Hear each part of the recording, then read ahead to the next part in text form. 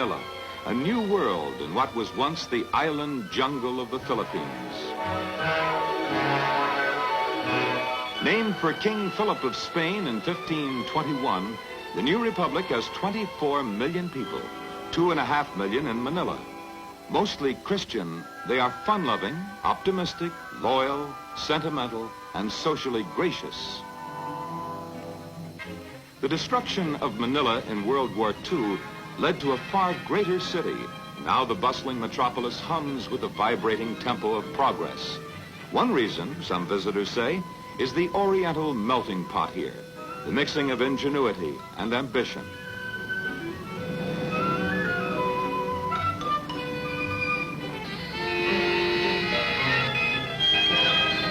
There's an example of real enterprise. Filipinos with aspirations to get somewhere turned their war surplus jeeps into what they call jeepneys, so everybody can get somewhere.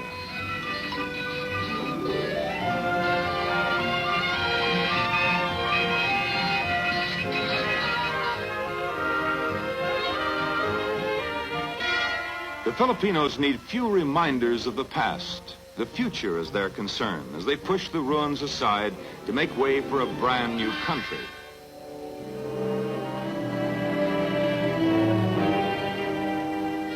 You're not here long before you believe in the miracle of Manila, for it was almost completely leveled by war. Today, it is a show window of democracy, for freedom is a hallowed tradition among the leaders of the Philippines.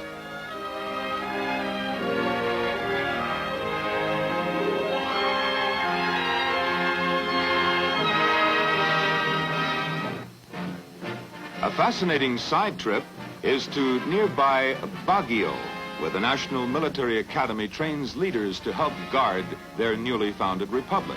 A territory of the United States for nearly 50 years, the Philippines Academy is fashioned after America's West Point.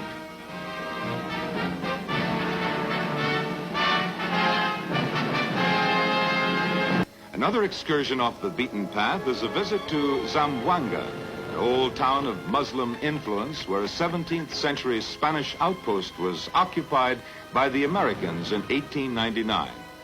Mohammedanism, which was brought here by Arab missionaries in the 14th century, is still predominant, all of which produces a rare setting for a traveler from the New World.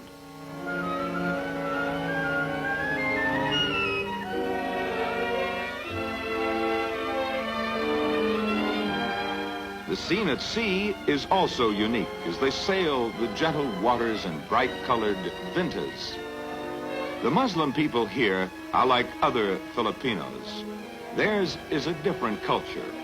Natural-born divers, they can harvest a bountiful crop of shells and coral for their handicrafts, diving 70 feet or more, exploring the finest oyster beds in the Pacific.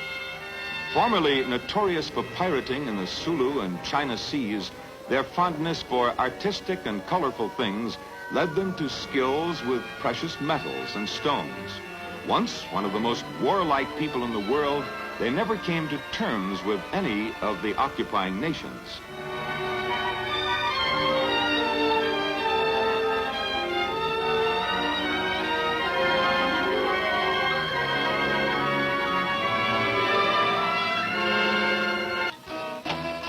In other parts of the islands, you'll delight in watching this folk dance called the tinikling, named for a long-legged grain-stealing bird who dances about to avoid the farmer's trap.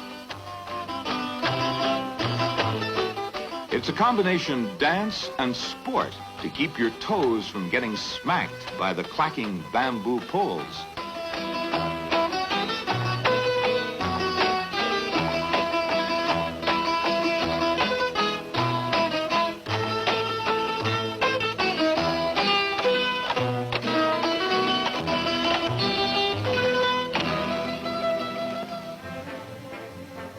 More footwork is observed in the native sport of sipa, which the youngsters are practicing, a wicker ball game left over from the old Spanish days.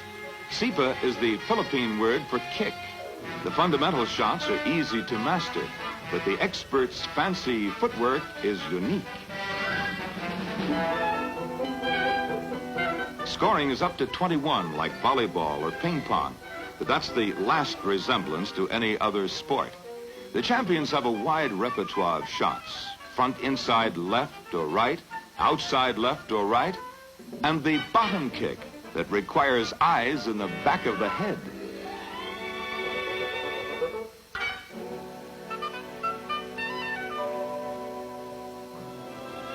Little Tortoy and his faithful friend the Carabao stray from the rice paddies at midday for lunch together, offering camera clickers an opportunity to match the pictures in their old geography books.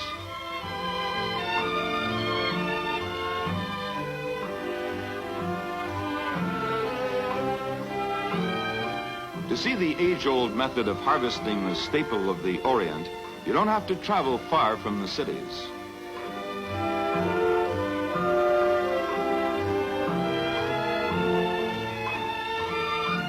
This is the technique for threshing the grains from the stalks.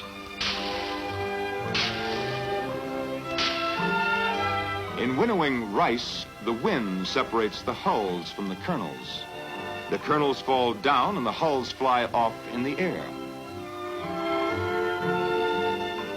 Further separating is achieved with a strainer. These picturesque terraces on the uplands of the islands took generations to build, and rice is still the chief crop.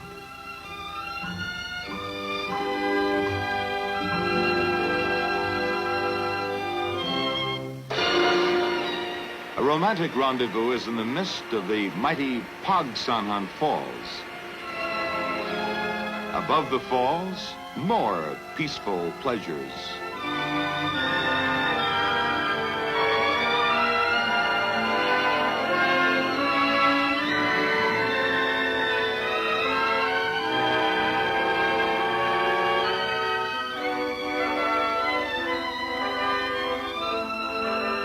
But downstream, the strong in heart and muscle answer the challenge of the rapids, zigzagging through slippery bottoms and enormous boulders, steering for passageways slightly wider than the canoe. When you don't find the local guides battling the treacherous river, you'll spot them in quieter waters landing fish. They invite you for either sport, casting a line or shooting the rapids.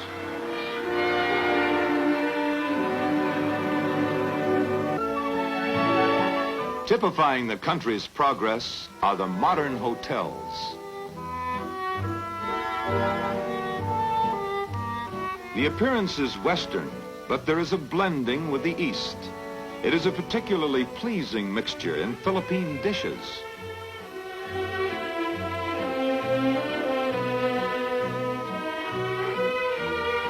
A familiar order might be adobo, a combination of chicken, pork and beef and a heavy touch of garlic, or sinigang, stewed lakefish of rare flavor, or meat with vegetables served with local rice and traditional hospitality.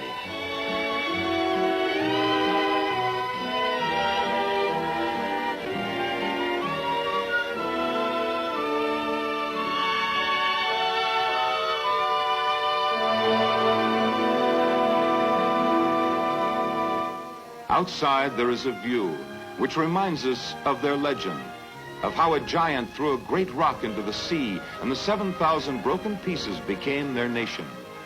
Golden islands in the blue Pacific.